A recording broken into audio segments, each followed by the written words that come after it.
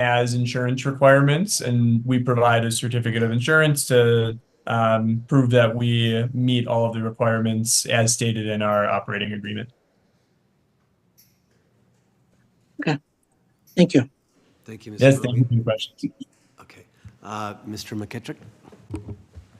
Thanks, Mr. Chair.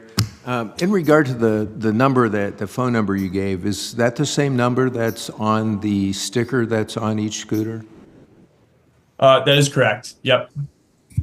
Okay. I have a neighborhood, excuse me, in my ward where I've had a habitual problem with this, and I have had conversations with folks at that number, and it went days and days with the same problem going on.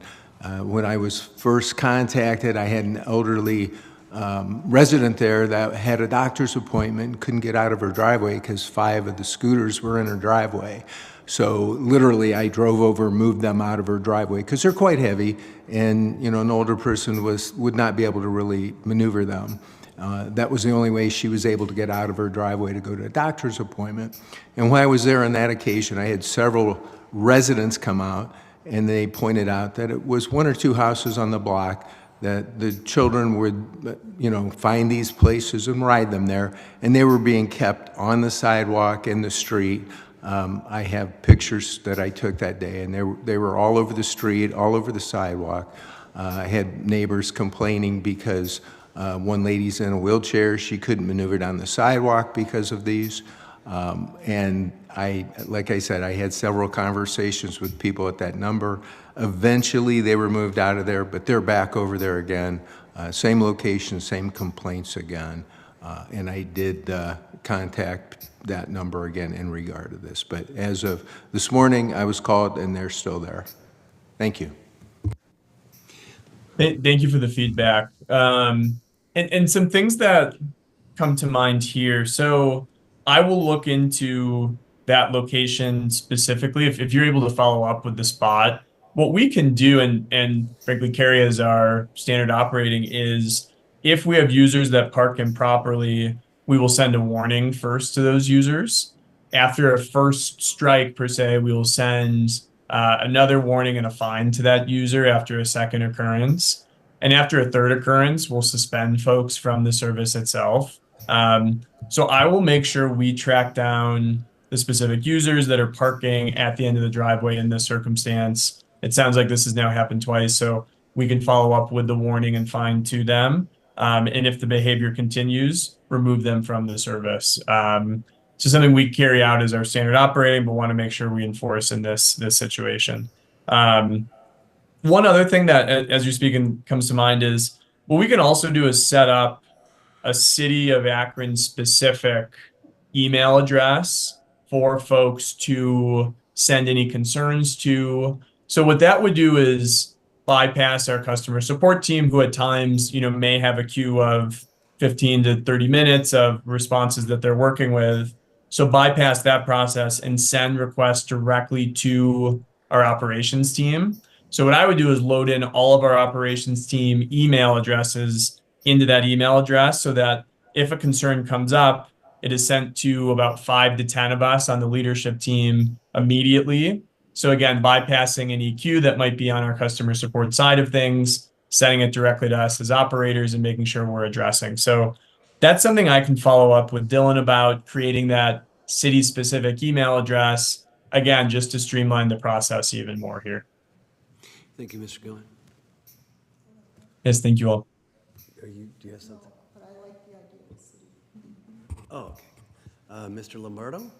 Thank you, Mr. Chair. So I'll just reiterate that, Sharon. I love that city email address. I love that. And we got the phone number. That's good. Jimmy, I'm sure these scooters are used for, or are needed for many people in Akron, whether it's getting to work or just maybe even for pleasure. So I'm not here to cast any negative light on that program. So I think it's good. But you said the scooters all have a GPS. So if I say how wide is your net, these scooters are all in Akron? Like every one of our wards?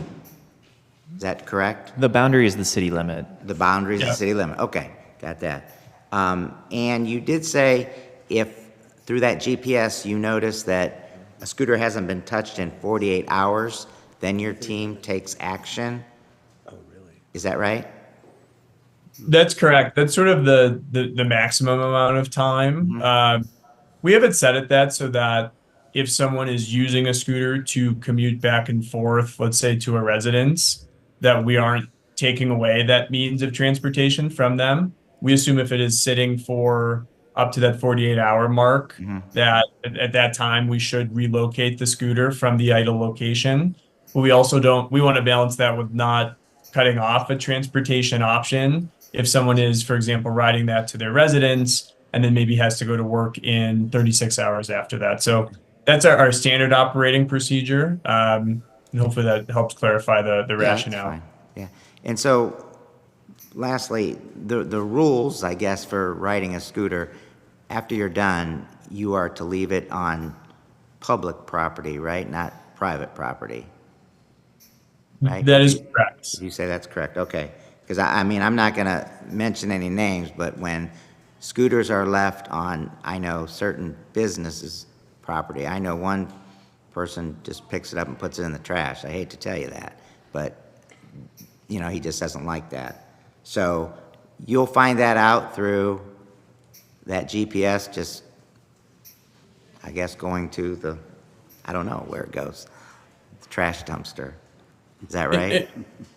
So that is something, we've observed from time to time. Frankly, in those cases, we will use a geofence no park zone to make sure people are not parking in front of private property where, this isn't desired, the service, to make sure that you actually wouldn't be able to end the trip in the Spin app if we geofence that specific area as a no park zone. So if we do see that, we will use the geofencing. Honestly, our operations team, tries to engage folks in the field as well to see if there are concerns, make sure that they're sort of public ambassadors out there as well, Okay. whether it be business owners, homeowners. But it is something we track and can use geofencing solutions for as well. Okay, thank you. And again, I do love that email address. Please let us know when that's set up, because that would go a long way with our constituents. Thank you. Absolutely. Yeah, I can set that email up today, frankly, and send to you all for reference. Great. Thank you, thank you. Quick question, and I think that will be it. I don't see any more hands up. You had mentioned before that whenever it's out of juice, out of whatever, is it a 2 hour? Then they come and pick it up, and it should be recharged or what have you, or what's that all about? And plus, with that, is it 24/7, or is it just a work week, Monday through Friday? How does that work? Yeah, great question. So there's a few things I'll touch on there. So when a scooter is out of battery, we actually have swappable batteries on our newer model in the city of Akron. So rather than picking up all of the scooters and bringing them to a facility for charge, what we do instead is we bring charged batteries to the scooters in the fields. There's a battery latch, pop out the dead battery and put in a fresh battery Okay. to have the device fully charged. Frankly, makes our operation much more sustainable, less trips back and forth to a warehouse to reduce our operational vehicle miles traveled. So that's our charging procedure. What I was mentioning on the 2 hour response is if we receive a community concern to our customer support or our ops team, or if any of our internal sensors show that a vehicle is tipped over, for example, our response will usually be within that time frame. So hopefully that answers that question. And I believe you had a third question, and I'm No, forgetting what I the think- topic was now. No, well, the weekend, and if that's in play or not.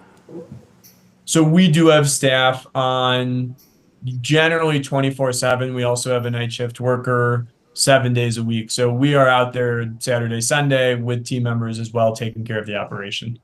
Good. No, whenever it first came here, I think there was some uncertainty, but now you're hearing from our colleagues that this is something that we'd like to make sure that everyone is safe and that they're handled correctly, the best. I assume, though, you would be concerned, though, if there was, leading up to this particular meeting, I had, in my neighborhood, I had noticed that there was some that were like on a traffic island, that's what we call them here, on a traffic island. There was 4, 2 were down and 2 were up. I noticed this on Friday. I have a picture. I'm happy to forward this to you on Friday. I noticed that.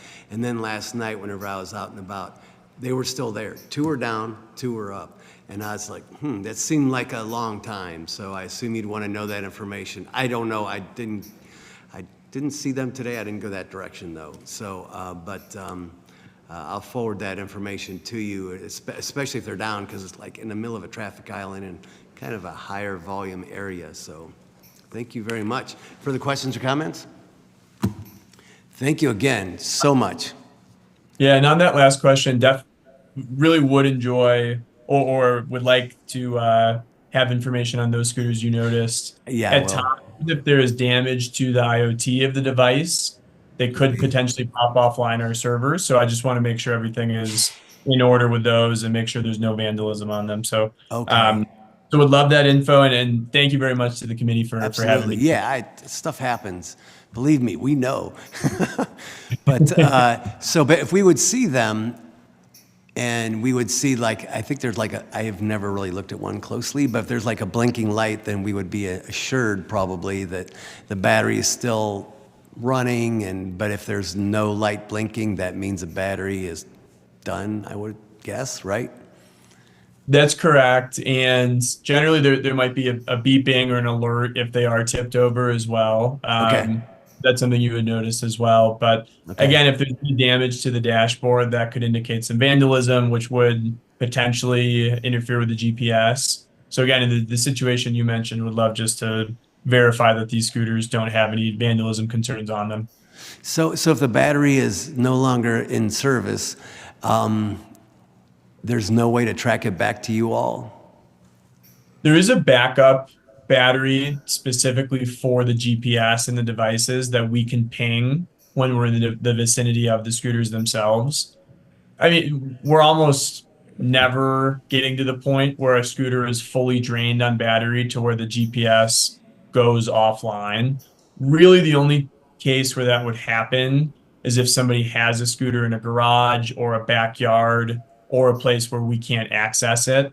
We will leave notes and hang tags on mailboxes for folks in those situations, but at times, if it's inaccessible on private property, it will drain down to that 0% to go offline. But a rarity in terms of our operation as a whole. Thank you, Mr. Gilman, again for your time and for your service. And we all certainly appreciate what you do and looking forward to developing this relationship a bit more. Thank you, Dylan, for all you do. And we appreciate you and bringing us all together. Thank you. With that, we're adjourned. Thank you. Thank you all. Take care now.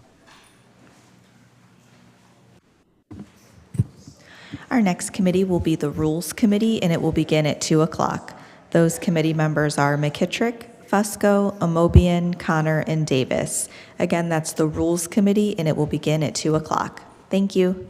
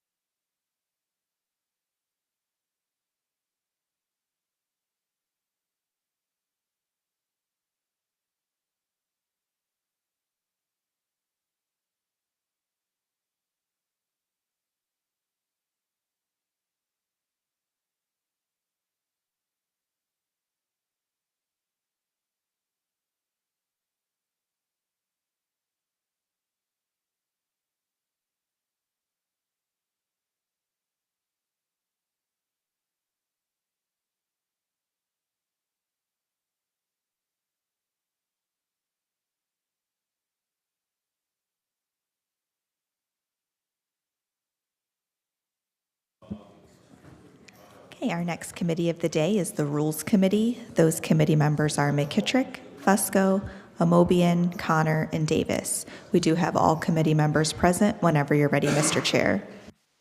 Thank you, Sarah. Could I get a motion to accept our previous minutes for rules? All in favor? Aye. Any opposed? Okay, thank you.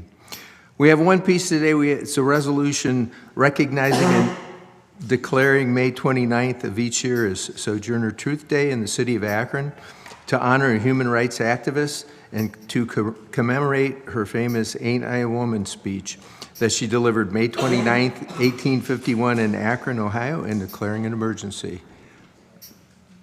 Do we have anybody here to speak upon it? Mr. Hanna? Oh. Thank you, Mr. Chair. I would like to thank Tawana Mullins, United Way of Summit County, and Medina, Eileen County Executive, Eileen Shapiro, Mr. Woodrow Nash, and the many organizations that helped to make May 29th a historic day to honor and recognize Sojourner Truth Day in the city of Akron. I ask for a suspension of the rules so that we can make this a yearly day on May 29th. Thank you, Councilman. Be happy to make that motion. Okay, well, we have a motion, but do we have any other discussion, on this from any committee members or council members? Yes, Mr. Chair. I'm sorry, Councilwoman? Yes. Go ahead. I'm sorry, I couldn't find my raise hand feature fast enough. Yes, I thank Mr. Hand for bringing it in. He must have had some mind reading going on because Mr. Garrett and I were planning to do the same thing. It was an absolutely wonderful day, and it was really interesting how it worked out because it poured down all morning long. And just in the afternoon, when it was time for the event, it was like the Lord opened up the clouds and brought the sun out. It was a spectacular day and a spectacular event. It's something that I will remember for the rest of my life. And just the thing that's so wonderful about it is it's in Akron, Ohio. As small as we may be, this is so historic that it's getting attention nationwide. And I think it would be fantastic to have that as an annual recognition. So thank you very much for bringing this in, Mr. Hanna. I certainly want my name added. And I totally agree with you. It was just one of those awesome experiences. Thank you. Thank you for that, Councilwoman. Councilwoman Connor? Thank you, Mr. Chair. I would also like to recognize the Smithsonian Institute for their support of this project. The Sojourner Truth Legacy Plaza and statue has been a long time coming, and the statue is stunning if you haven't gotten to see it. The other piece that's important to know is there's a huge education component to this project also that will bring a whole curriculum to Akron Public Schools grades K through 12 so that our children and future children will learn about Mrs. Sojourner Truth's legacy. I would also like to make a motion, if possible, that we support this as council as a whole. Well, thank you, Councilwoman. We can bring that forth tonight during our meeting. And are there any other comments from any other members of council? We have a motion on the floor from Councilwoman Connor for suspension of the rules with a favorable report. Do we have a second? Second. All in favor? Aye? Aye. Any opposed? Okay. Well, we'll get that through tonight, and we have nothing else to come before our rules. We'll be adjourned. Thank you. Our next committee today is the Public Service Committee. Those committee members are Kamer, McKittrick, DeShazier, Hardy, and Lombardo. Looks like we do have all members present except for Councilman Hardy. Whenever you're ready, Mr. Chair. Thank you, Sarah. Yeah, I'd like to move forward and call the public service meeting to order, please. All members are present except for Councilman Hardy. We did have a meeting 2 weeks ago. Can I get approval of those minutes, please? So move. Second. All in favor of the minutes, say aye. Aye. Aye. Anybody opposed? All right, thank you. Moving forward, we do have two new pieces in front of us today, and I'll ask Sarah if she could read those in for us. I appreciate it. Item number 6 is a resolution recognizing Sonia Luciana Ducksworth for her hard work and accomplishment as the first Black woman to achieve the rank of Equipment Operator 3 in the city of Akron and declaring an emergency. Thank you, Sarah. I appreciate that. And we do have our service director, Chris Little, with us, and we also have the sponsor of the resolution. But I'll start with Chris if he's got any comments. Sir, I would like to defer to the sponsor first, and then I will give my comments if that's okay. All right, that's perfect. Thanks. My good friend, Johnny Hanna. Thank you, sir. First of all, I would like to thank Miss Luciana Duckworth for her hard work and being the first Black woman in the city of Akron to achieve the rank of Equipment Operator 3 in the city of Akron. I know it wasn't easy getting to that point, and so I would like City Council to know that we appreciate your hard work. And I personally thought that it would be a good idea to recognize you, because if you watch any of the City Council meetings, if any police officer or firefighter or anyone else does anything good in this city, they're recognized. And I think as the first Black woman in the city of Akron to achieve that Equipment Operator number 3, I think that's monumental. Thank you for your service. Thank you, Mr. Hanna. And is she with us today in council chambers? I can't see, but if she is, I would love to hear from her if she wants to speak. Sonia, come up to the mic, and then just hit the little button there.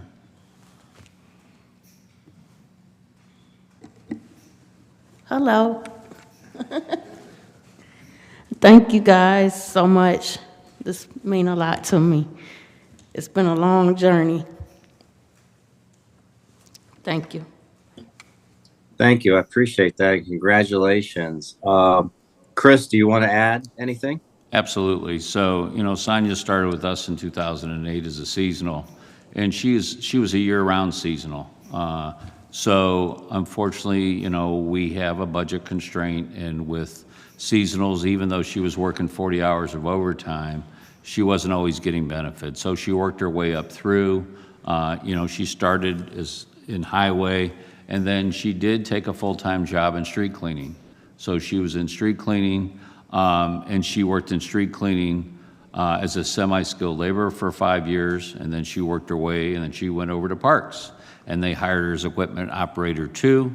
From Parks, she went back to Highway, where she's at currently, and now we've promoted her to Operator 3. So Sonia is one of those employees that we have that sets the bar very high. She's an example to everybody.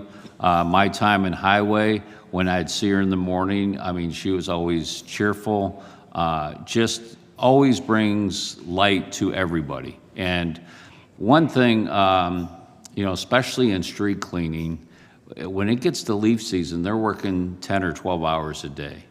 And when part of our reviews of our employees is how much overtime they work, Sonia always works over 90%. So it gives you a level of comfort when you call Sonia and says, can you stay for snow and ice an extra 4 hours? Yes, I will. Okay. Or she comes in on weekends. And when you have an employee like that in a truck, you don't have to worry about that route, because she is going to do a great job. So we just appreciate everything she's done. She's earned all this. She deserves this Operator 3. But then she's been a great example to our younger employees. So she's just one. We have a lot of great employees in Public Works and Utilities, but it's nice that Councilman Hanna brought this forward, and we're very honored to have her here today. So thank you for letting me say a few words. Thank you, Chris, and congratulations to her. Once again, congratulations. Thank you, sir.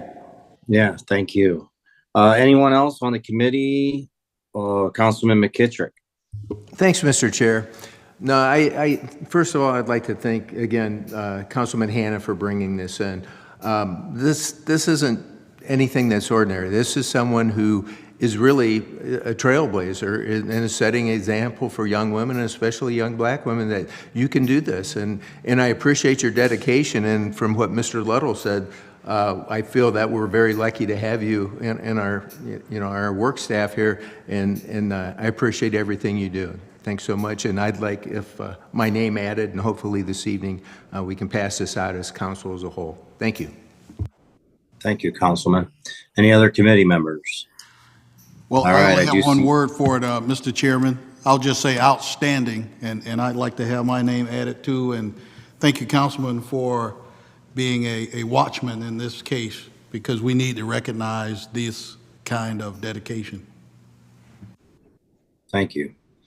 Councilwoman Linda Mobian. Thank you, Mr. Chair. I second everything I've heard.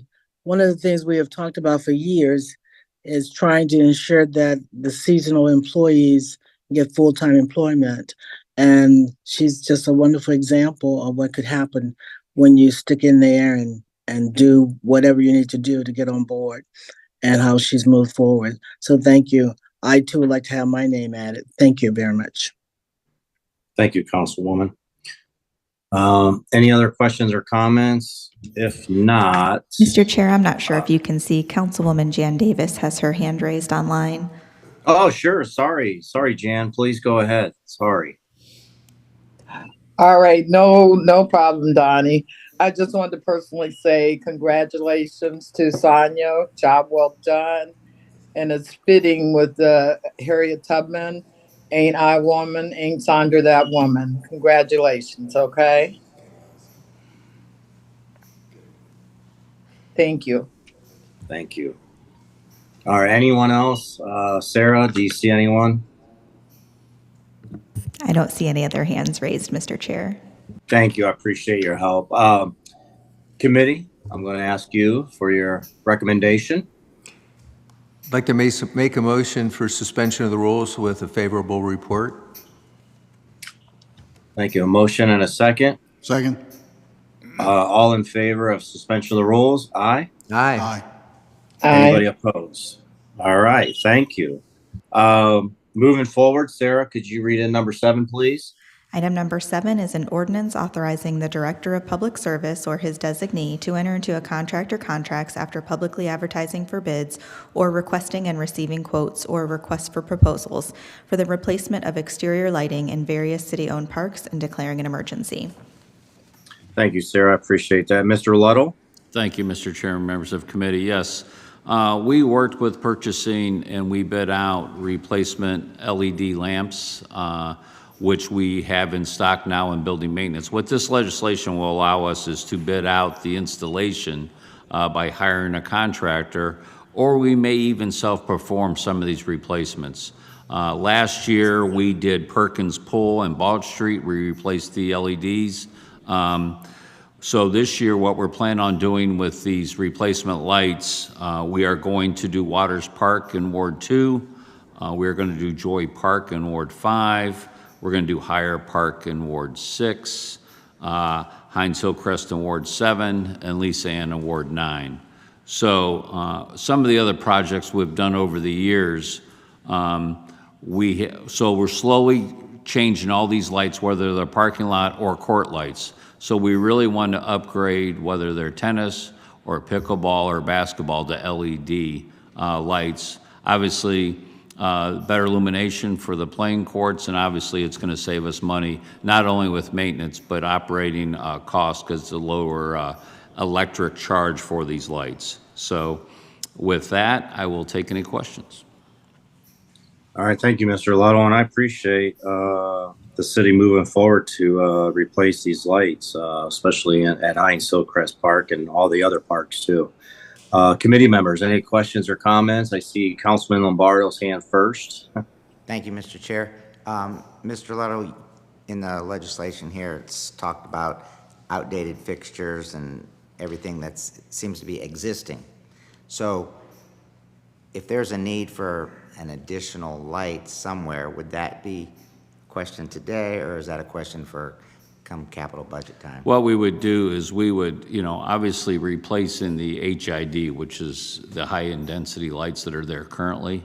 By going to LED, we're going to get a better pattern, and it is going to increase the light levels. So if we need to add something, we would do that at a future time, but that's not in this legislation. Right. Okay. All right. Thank you. Good questions. Thanks. Councilman McKittrick? Thanks, Mr. Chair. Yeah, this couldn't come at a better time. I've had some requests for Higher Park, and the residents are extremely thankful for this. Just out of curiosity, looking at some of the light fixtures, I assume it's going to take an assessment to see whether the entire fixture, posts and all, will have to be replaced, or just the heads on them. Typically, we were able to make a modification to the, so we pull the head off, and then if we have to make a modification from the old head to the new head, maybe it's just a coupling or a short piece of pipe, that's what our goal is, without changing the whole light.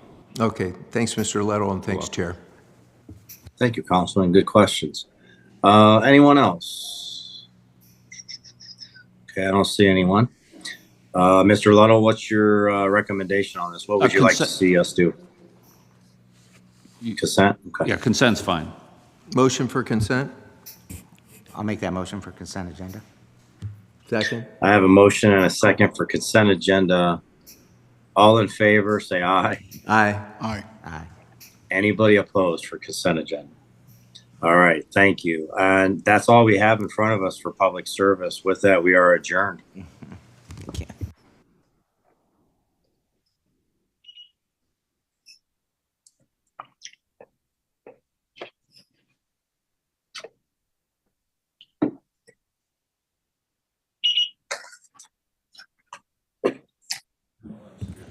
Our next committee of the day is the Public Safety Committee.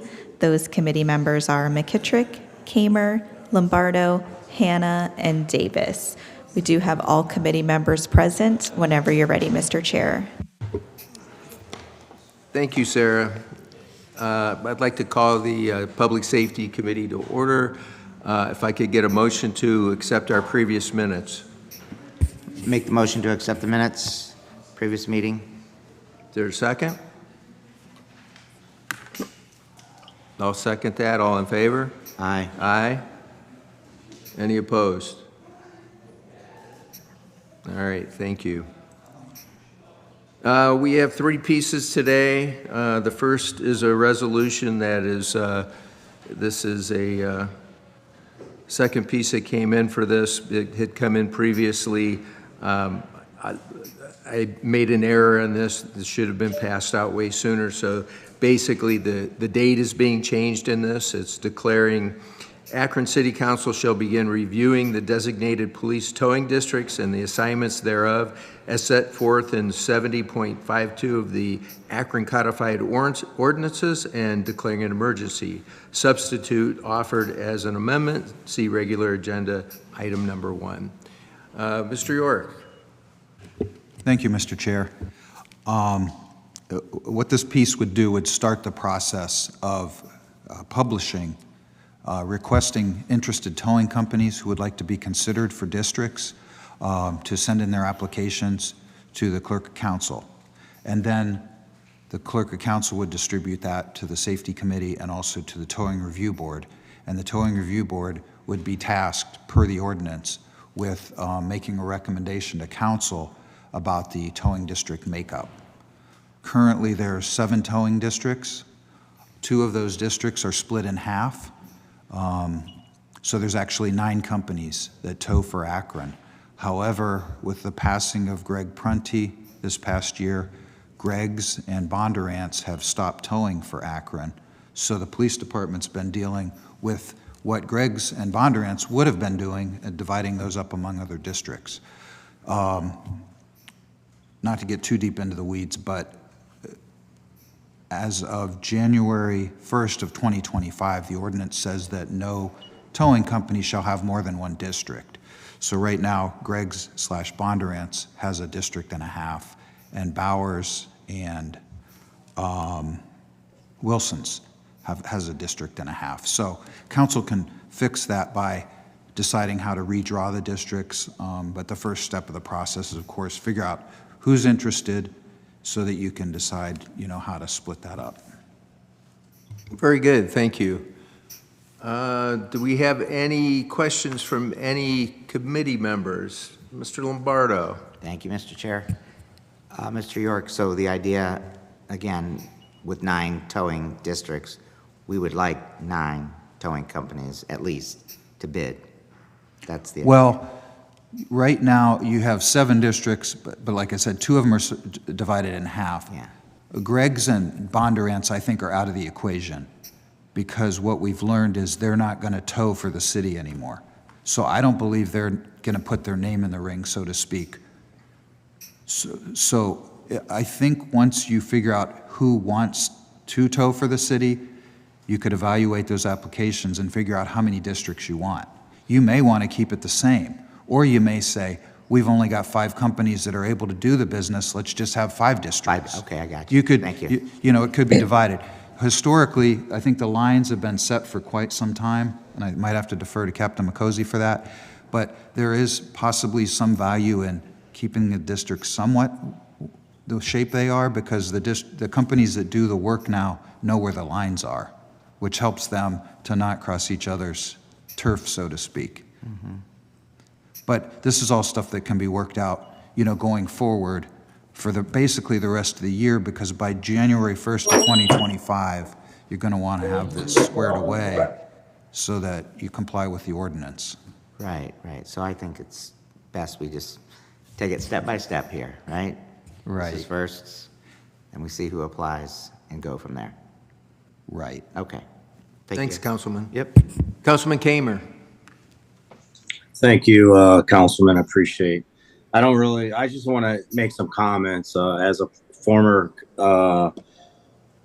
public safety chairperson that spent probably around 11 years with the Tow Review Board. I just want to say thank you to Councilman McKittrick, and I believe he'll work very hard moving forward with working with the tow companies and the tow district. And just hats off to Mr. John York and Captain McCosey, because I know they both work very, very, very hard over at the Tow Review Board and everything they do with the towing company. So I look forward to, moving forward with this. And I just want to say good luck, Mr. McKittrick. You'll do a great job. And I just wanted to commend John York and Captain McCosey because they work really hard with the tow companies and making sure everything moves forward. So thank you.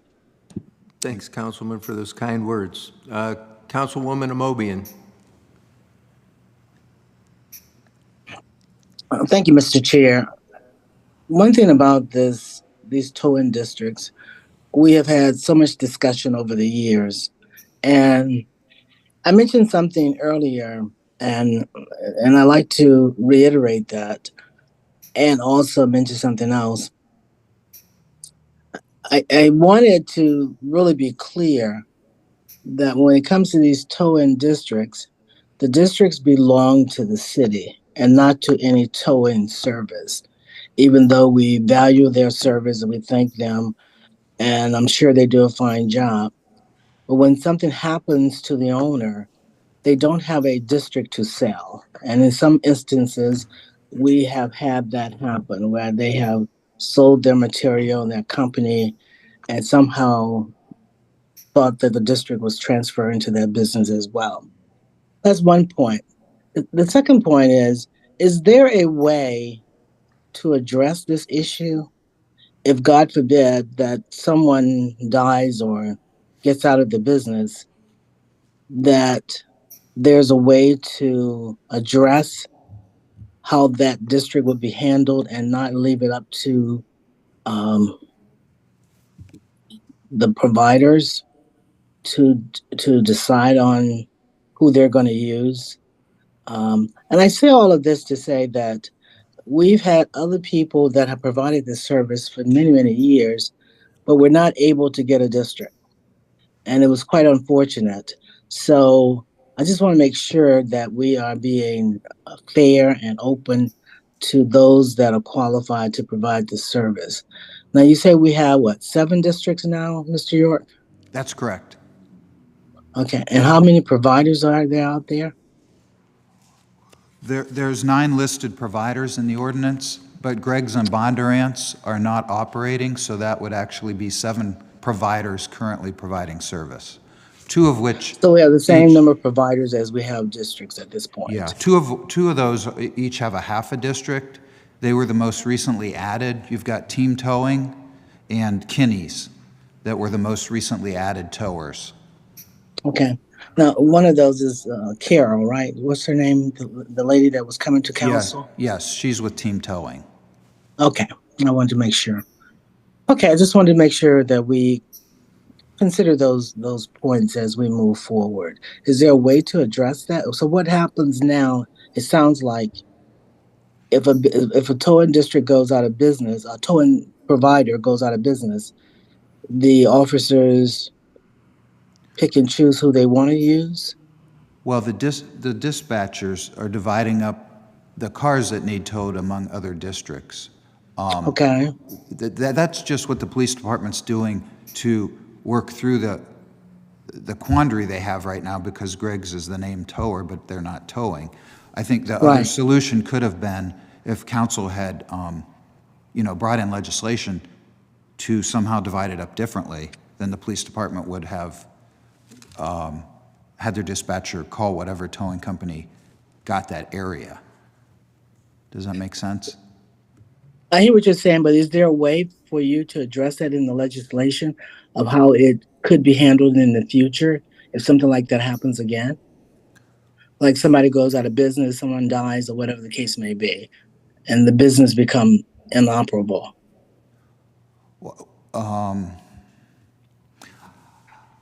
I don't know that there's a way to do that. I mean, I suppose any council member could come up with some language that could possibly, you could say those cars could be referred to the next closest districts, or, otherwise, any council person could bring in a piece of legislation proposing a different tower for that district. If someone. Why couldn't you suggest that to us as the legal mind? I guess I'd like to know what you would want it to say, and then I could write it. But I don't know. I'm not sure I understand what solution do you see that would be the best? Well, I guess my only recommendation is that the decision would be taken out of the hands of others and put in the hands of council, since they are the districts for our city. So your recommendation that you just threw out there could certainly be considered.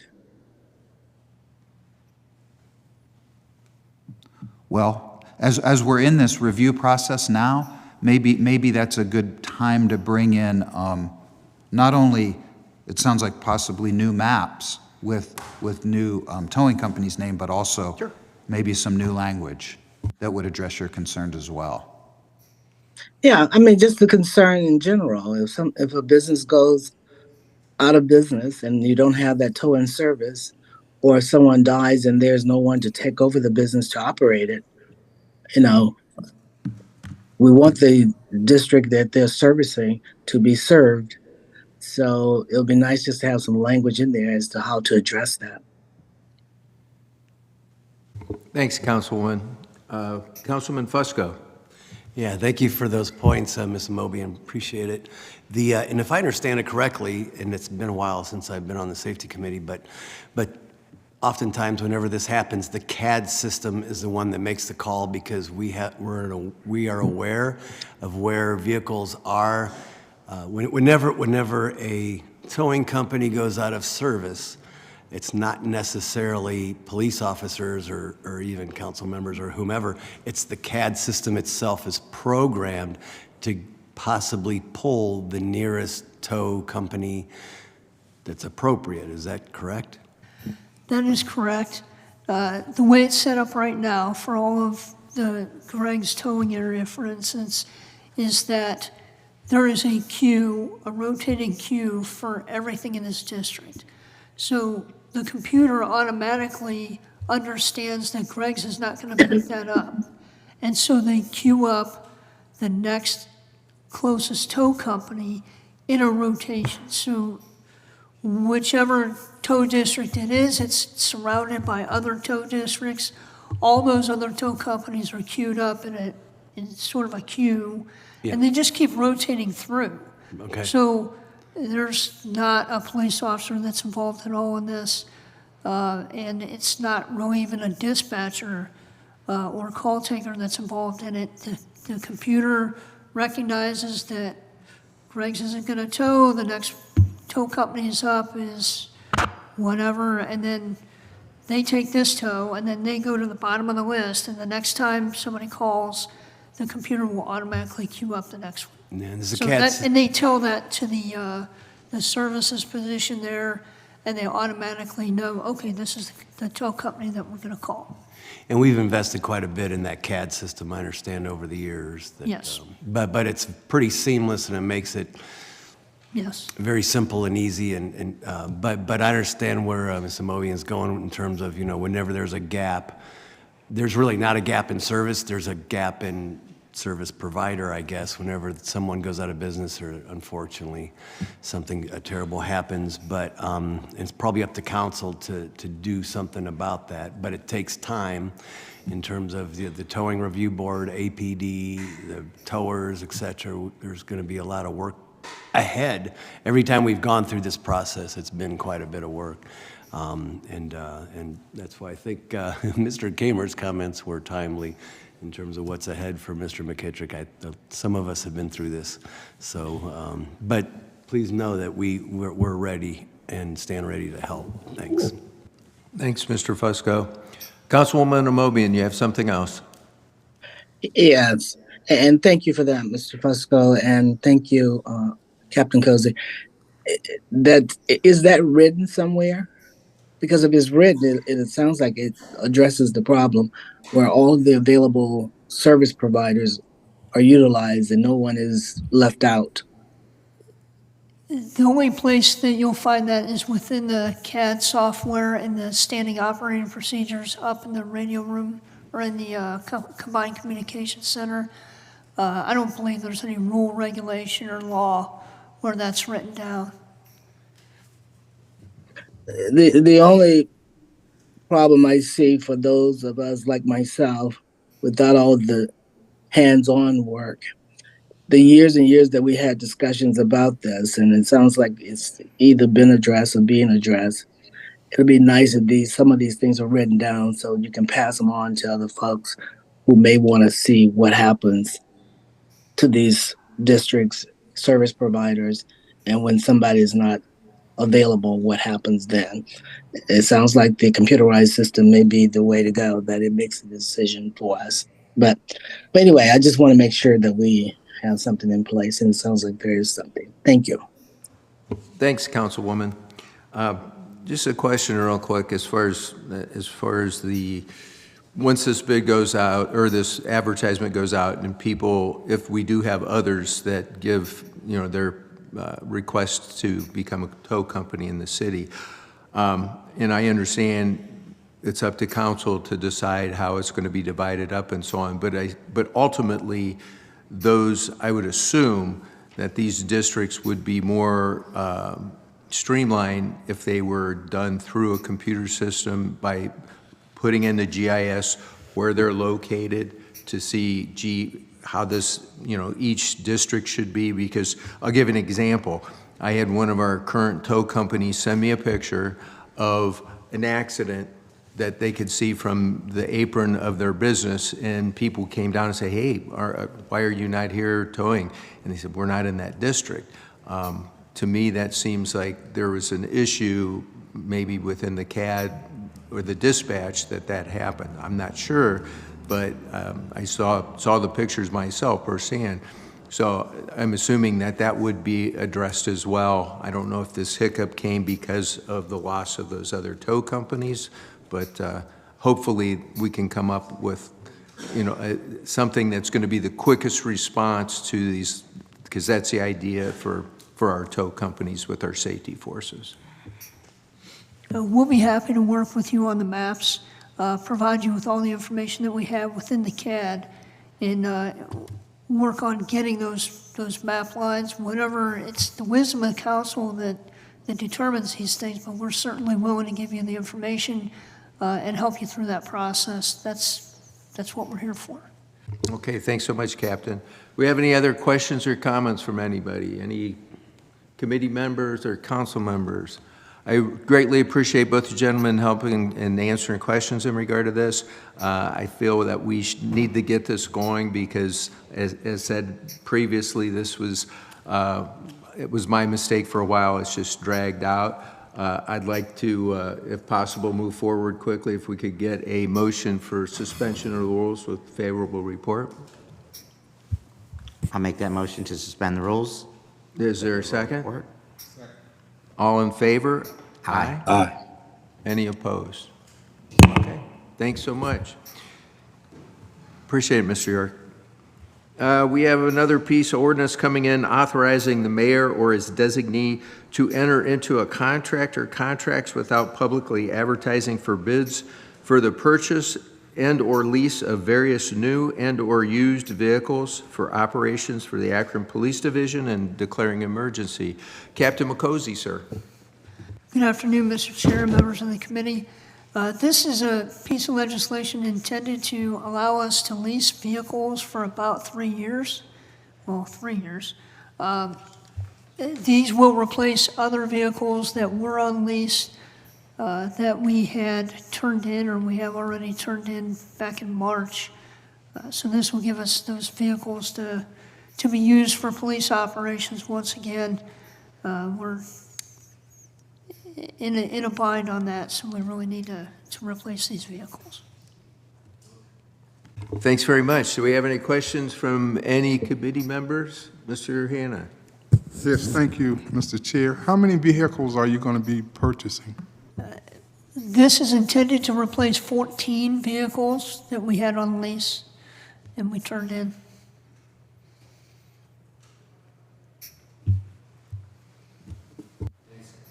Thanks, Councilman. Councilman Lombardo.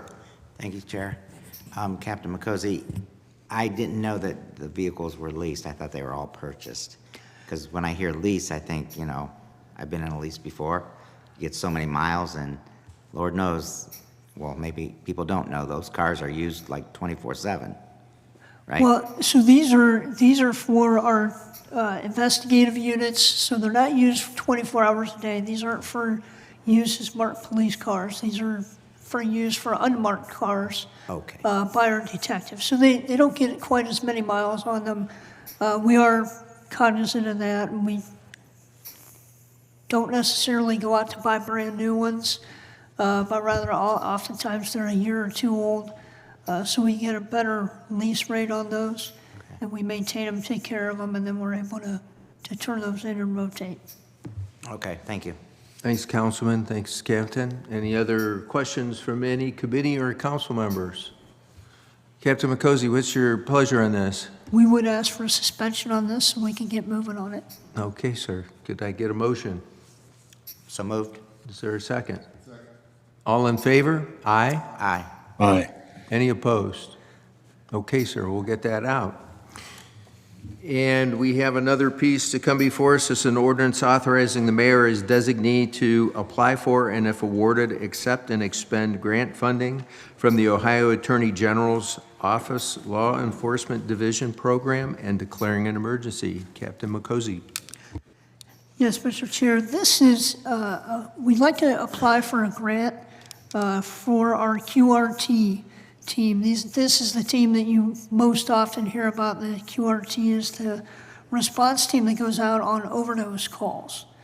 And what we're looking to do is apply once again this year for funding. This ask is for $55,000. It's a competitive program, so we're not 100% guaranteed that we will get this.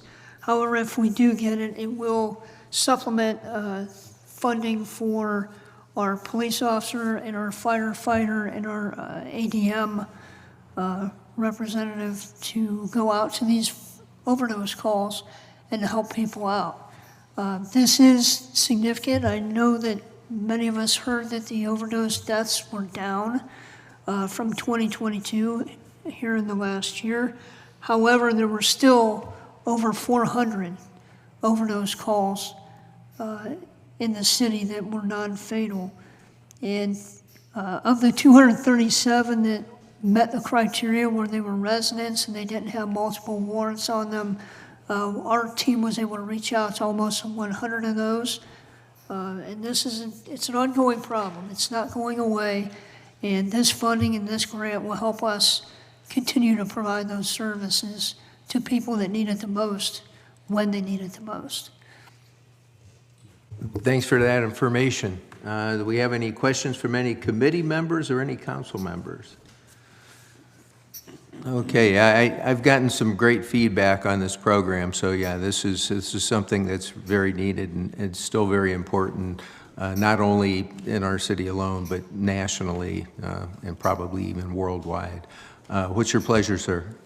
On this wheel, consent is fine. Okay, could I get a motion for consent, please? Motion for consent. Is there a second? All in favor? Aye. Aye. Any opposed? Okay, we'll put that on consent. Thank you. Thank you. Thank you all. Nothing else to come before public safety. We will be adjourned. Thank you. Our next committee of the day will be the Budget and Finance Committee, and it will begin at 3 o'clock. Those committee members are Lombardo, Amobian, Fusco, Boys, and Hardy. Again, that's the Budget and Finance Committee, and it will begin at 3 o'clock. Thank you.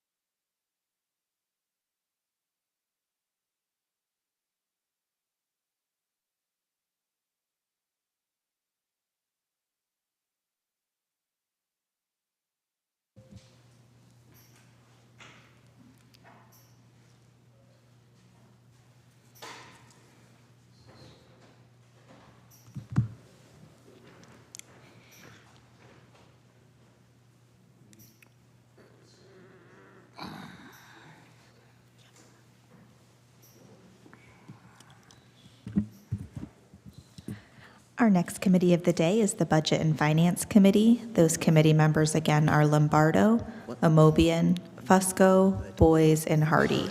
We have all committee members present except for Councilman Hardy. Whenever you're ready, Mr. Chair. Well, thank you, Sarah. This afternoon, we have one item on the old agenda. Well, first of all, I'd like to get a motion to approve the minutes from our last meeting. We have a motion? Yes. Second? Second. So moved. Second. Okay. All in favor? Aye. Aye. Any opposed? Very good.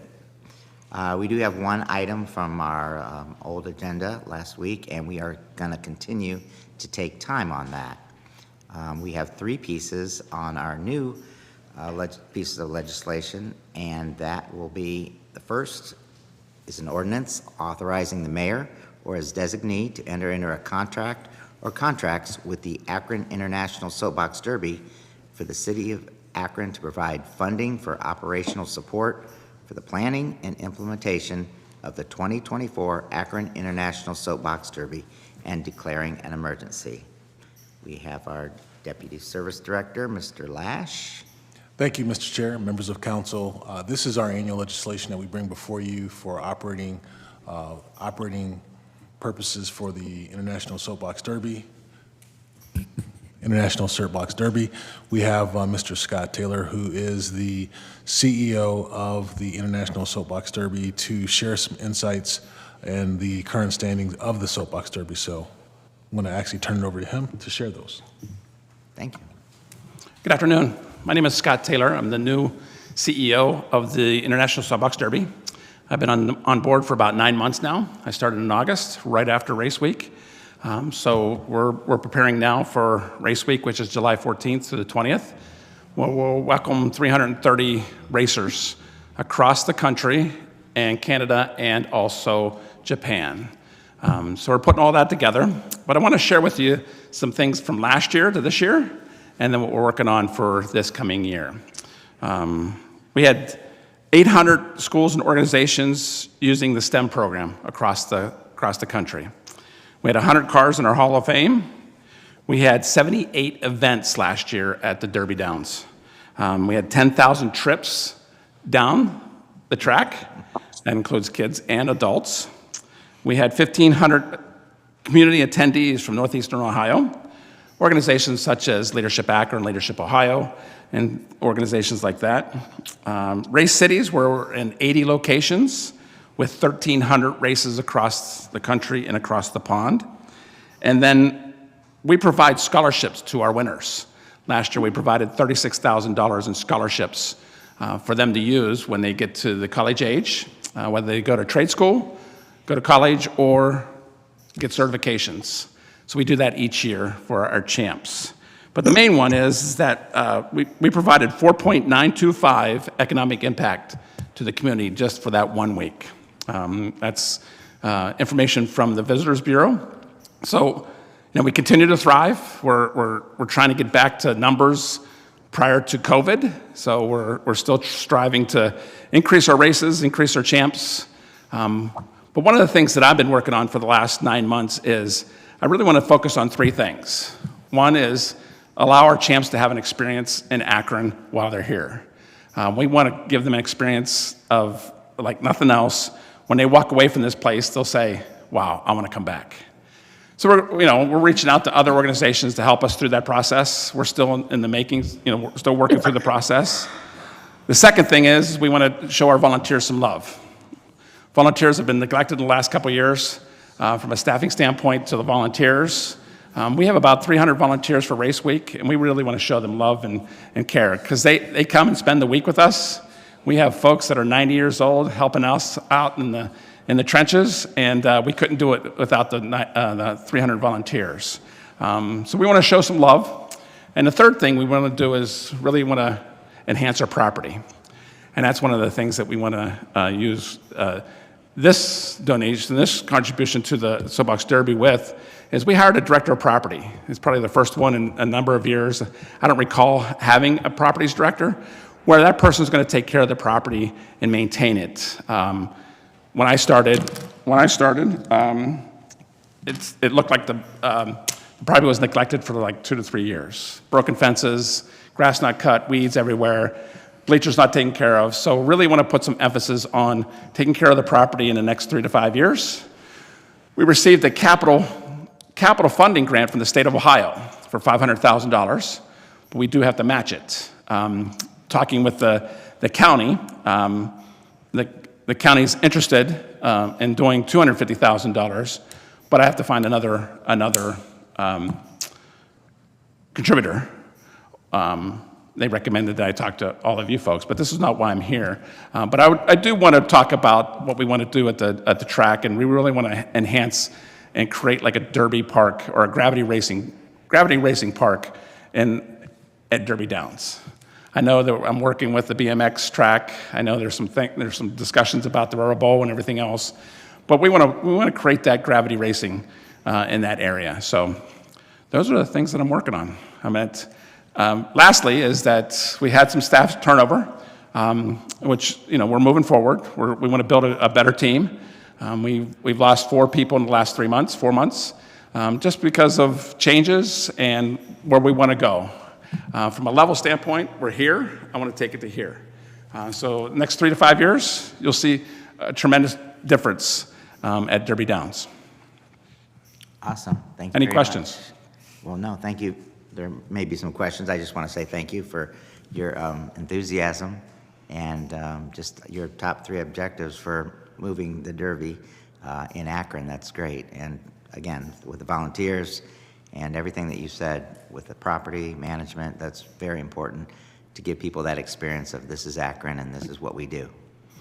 I do have one additional I'd like to add is that, I don't know if you heard that the movie Derby is coming to Akron. They want to shoot this movie over the summer and then release it in 2026. They also want to do a documentary in Akron, on Akron. So it's a group out of California that contacted us. It's called Derby. The main character that they're pitching it to is Owen Wilson. He's going to play the father in the movie. And yeah, it's going to be a pretty exciting opportunity. And the director of this movie directed The Sandlot, and I think Ghostbusters and some other movies. So it's pretty key. It's pretty significant for Akron and for Derby Downs. That is. Looking forward to that. Thank you. Is there any questions from our committee members? Okay, I don't. Oh, there it is. She was reaching for it. Councilwoman Amobian. Yes. Thank you for that presentation. I know that we've contributed to the Soapbox Derby Downs for years now. And I know they made some improvements, some changes, and a number of things. And I think financially, you are more stable than you've ever been. I think that was true as the last few years, or at least I know you were moving that direction. And you named the 3 things. I'm not really sure, but I know we talked about diversity over the years, and they were doing some special things to try to include children from the Akron schools in the Akron area. Can you talk about the progress that's been made in that area, staff-wise, participants-wise, and all of that? Thank you. Sure. From a staff standpoint, I would say nothing's been done with as far as increasing our diversity in our staff. But one of the things that we want to work with is the new Akron superintendent, Michael Robinson. I met him at a Kiwanis meeting, and he's willing to sit down and discuss and how we can work together in providing this opportunity to, I guess, all folks. One of the things that I want to do is create a Derby Day where the community, anybody, can come and take a ride down the hill. So to me, it's getting in the schools, it's getting in the communities. I know that the part of the movie is going to be working with the I Promise School. They're going to build a car, and they're going to actually go down the hill. So we're starting that process. I can't speak for the previous leadership team, but I know that we're moving forward in that process. Thank you. Is there any other, no committee members, but other council members? Councilwoman Connor? I just want to say, love the Derby. If you haven't been there, the museum is quite fun. Some of the older Derby cars are really great to see, and it's wonderful that they've been kept in such good condition. I would hope that any new work would help highlight them a little bit and that rich, vast history. My second question is just fun. Have you been down the hill? Come on over. Have you been down? Have I been down? Oh, yes, I have. Actually, my first time down, I raced the CEO of the Leadership Akron.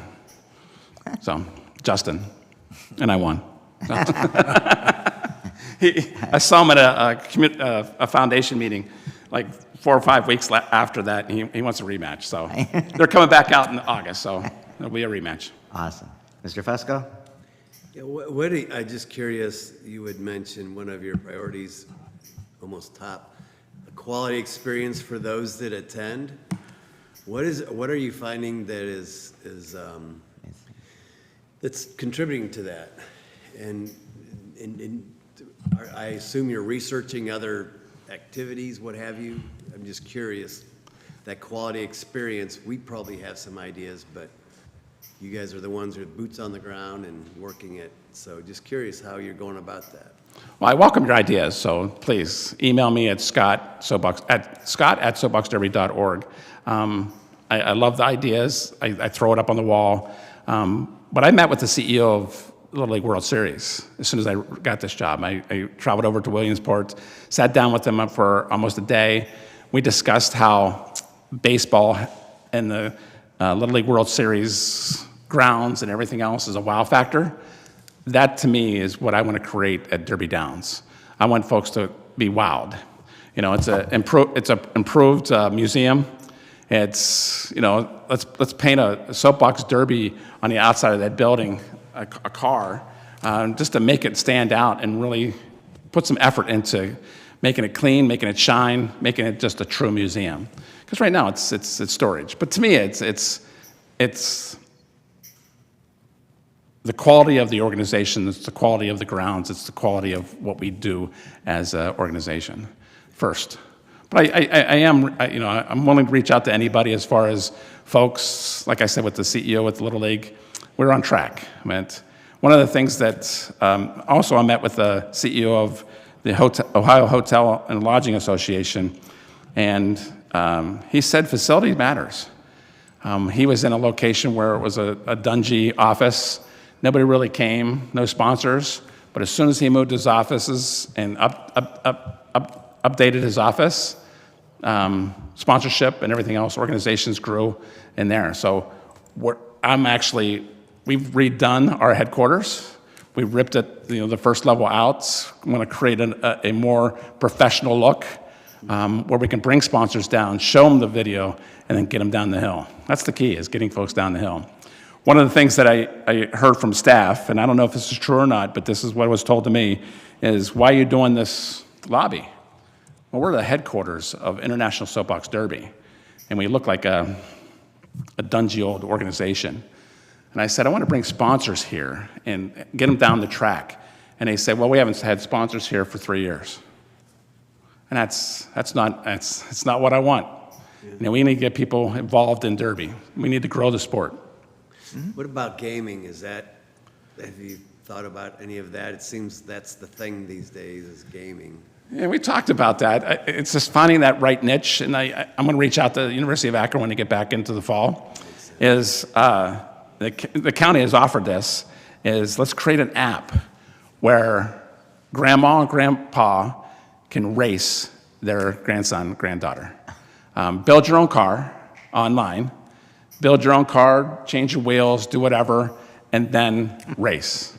Different courses, and everything else. So I'm going to work with the Summit County.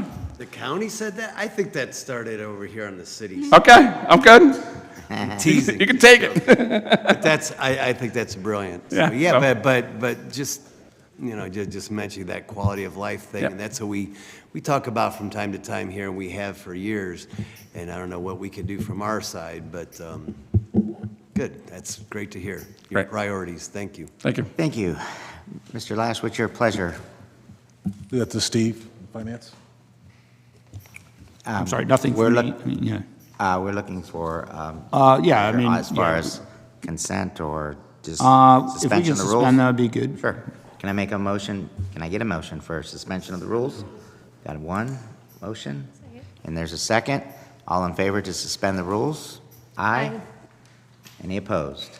Very good. Rules have been suspended. Thank you for your time. Thank you, Mr. Taylor, for all you do. All right. Mhm.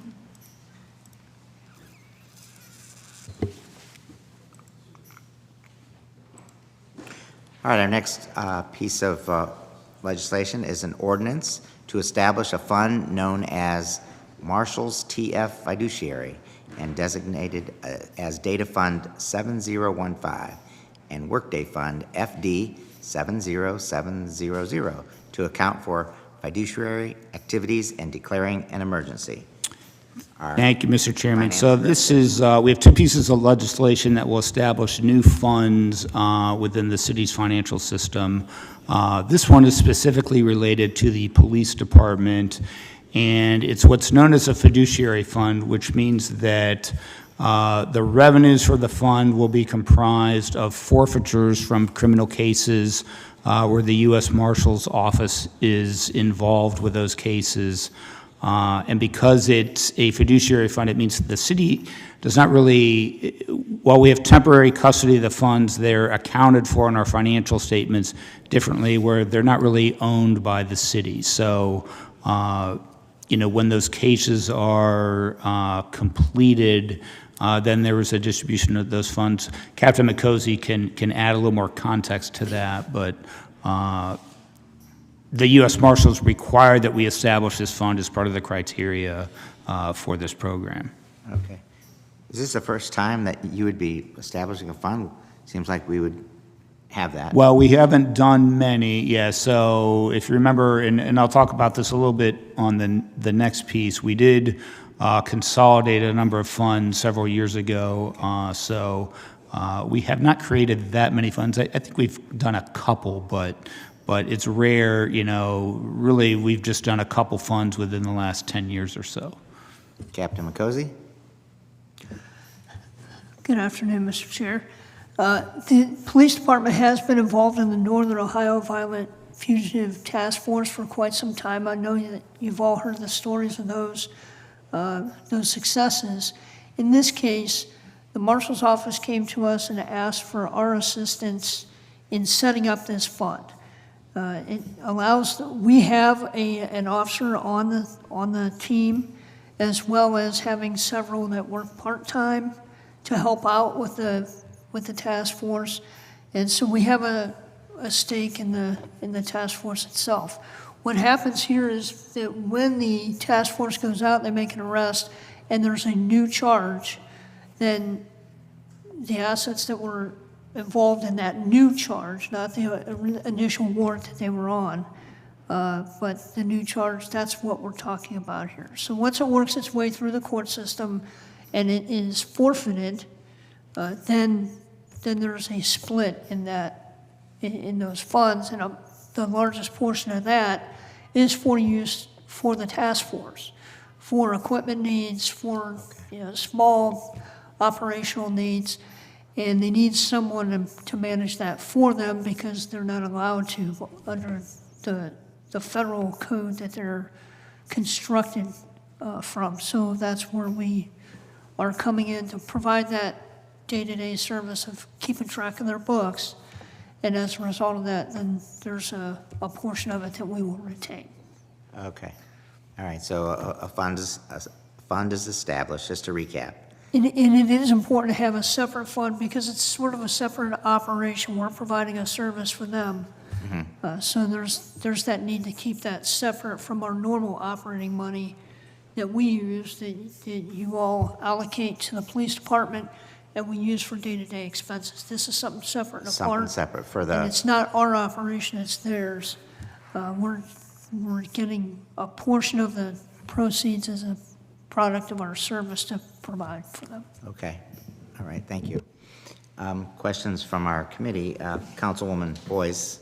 Thank you. So basically, you're receiving an administrative fee on the assets that you're managing in the fund. What is there a percentage? Usually, I mean, I'm from the nonprofit world, so that's how we think. Is it defined in your agreement with them what percentage that is? It is defined. 60%, and now keep in mind, this is the final amounts that are forfeited, so it's not everything that comes in. But of that judgment, the task force retains 60%, the city of Akron gets 20%, and the Summit County Prosecutor's Office gets 20%. And do you feel like that covers the effort that you put into it? Yeah, I mean, this would just be a matter of, recording the receipts into the fund. So when funds are dispersed into the fund, we'll have a financial transaction that records that. And then when the disbursements are made out to the three parties that we talked about, it's not a huge administrative burden to process those transactions. So. Gotcha. Thank you. Councilman Fusco. Grazie. For the task force for expenditures after the income comes in, if it's over $50,000, are we going to have to address that here in council?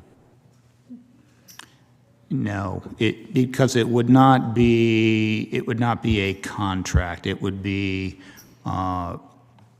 probably basically under federal or state statute in terms of the disbursement of those funds. So we're not contracting with a supplier to expend monies. We're just dispersing it in accordance with the laws that establish this fund. Okay, very good. So if X amount is in there in the task force fund, right? Correct. And so that's going to go directly, that's not this, is what you're saying, or just want to make sure. No, it is this, yeah.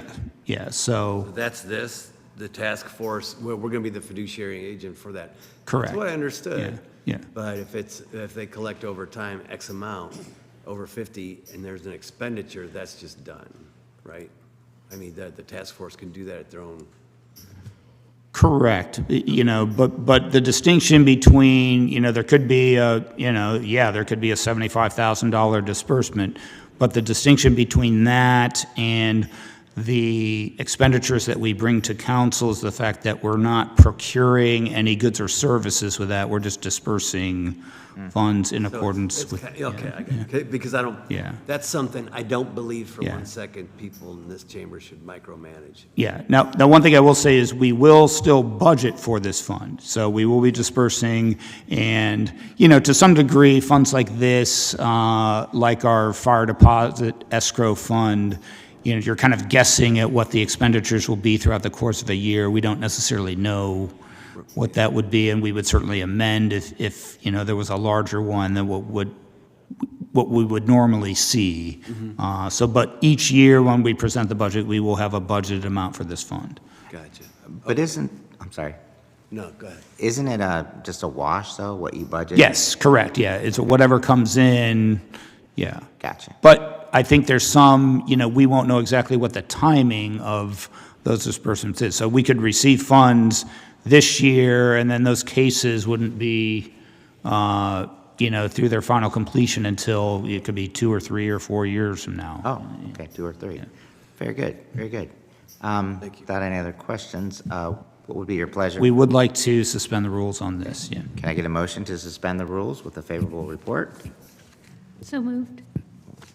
Is there a second? And we have a second. All in favor? Aye. Opposed? No opposed. Very good. We'll suspend the rules for that. Okay, thank you. Thank you very much.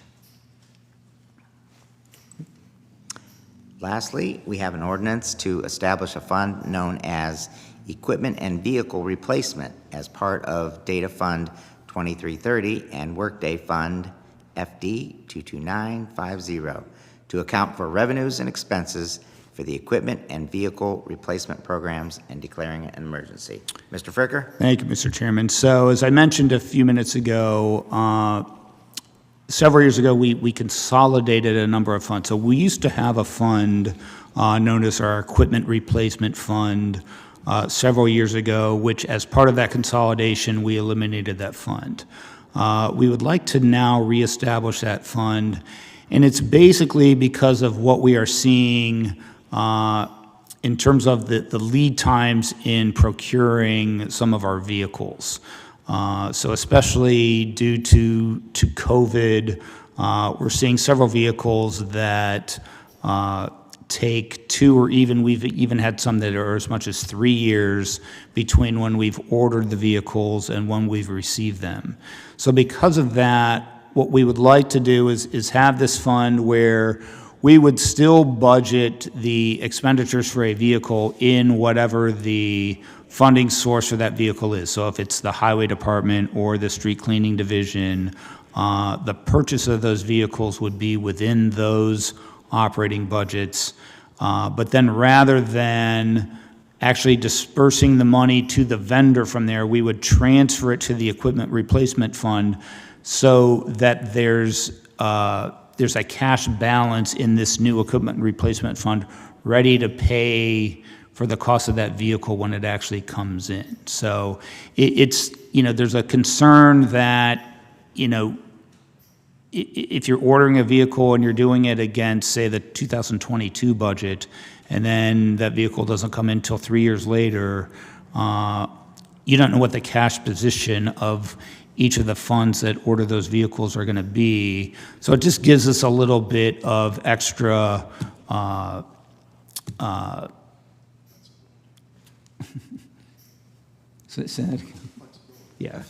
flexibility or comfort that the cash has been set aside for those vehicles, especially when they don't, as we've seen in the last 2 or 3 years, sometimes those vehicles take several years to come in. Okay. And this is for all city vehicles, not? Correct, yeah, this will be anything, police it could vehicles, be, right? it could be police cars, it could be fire trucks, it could be trucks for our service department, so basically. Street cleaning, whatever. Yes, absolutely. Okay, Yeah. got it. All right. We have any questions from committee members? Councilman Fusco. Microphone. This is fascinating. What is the, so in essence, establishing a fund, that fund, what, in real time, in 22, it's 50,000 just for a number. Right. 50,000 would go into this fund then, and then conceivably, 3 years down the road, once we get that piece of rolling equipment, Right. it would then be in there at 50K. What does it? Right, so the cash would be sitting in the equipment replacement fund. So if for whatever reason, the fund that ordered the vehicle, say it's street cleaning, if we had down revenue years or something like that, obviously we're trying to protect against all this, but it basically is to ensure that, you basically have a separate fund that already has the cash needed to pay for that vehicle. Gotcha, yeah, you're just storing it away. Right. Yeah. I understand, but and it could grow quite a bit, I would guess. Over Well, so hopefully what would happen is in a perfect world, that it will have a balance probably at any given time that's exactly equal to whatever the vehicles on order amount to. So if we had 10 vehicles that we've ordered throughout the course of, this year or the prior year, and they haven't come in yet, whatever the balance in that fund will be the cost of those vehicles. Do we get a feel for when they may be delivered, or do they just, and I don't know, I'm just naive on this, and I'm sure for every individual thing that you purchase, you acquire, it fluctuates or whatever, but is there ever, do they say, well, it's going to take a couple of years, or do they just say, we're going to get to it as soon as we can? How does that work? I'm just curious. Yes, I know that. Receiving them. Right. I mean, I know that we had a situation actually a couple years ago where, we had ordered some, like 1-ton trucks, and actually had ordered several, and the manufacturer came back to us and said, we can't order, or we can't honor all of these orders, so they basically cut our order, in half or, by 2/3 or, so, the supply chain has definitely impacted this area of procurement. Of course. And there's nothing we could do in the meantime with this in terms of earning interest. There's really, because you don't know. Yeah, well, I mean, so this fund will, in theory, it will earn because it'll, it's part of our pool cash and it would earn interest. But in some respects, it's part of pool cash, but initial transfer comes from whatever fund, street cleaning or highway or whatever it is, yes. But it will earn a Yeah. bit. Now, one thing I'll say about this is this will, to some degree, this will increase what our budget is because we'll essentially be budgeting in two different areas, so, Yeah, I get that now, yeah. Yeah, so one car could be budgeted, potentially in two different funds, so it's not costing us more, but because we're doing a transfer, we would, in some cases be budgeting So in two we'll, in different. essence, have two numbers for that, for vehicles that we acquire? Correct. So say it's a highway vehicle, we would have, Out of one? a budget line item to account for the transfer of the cost of that vehicle to the equipment replacement fund. And then the equipment replacement fund would have a line for the actual purchase of the vehicle. Interesting. Yeah. All right, well, yeah. Right? Yeah, I got it. Interesting. It's interesting, yes. Thank you so Okay. much. There's any other discussion? Your pleasure on this would be This one, consent is fine, yeah. consent? Okay. Motion for consent? Motion for consent. Second? Is there a second? A second. All right. All in favor? Aye. Aye. Any opposed? Okay, very good. We'll see that it's placed on the consent agenda. Thank you. Okay.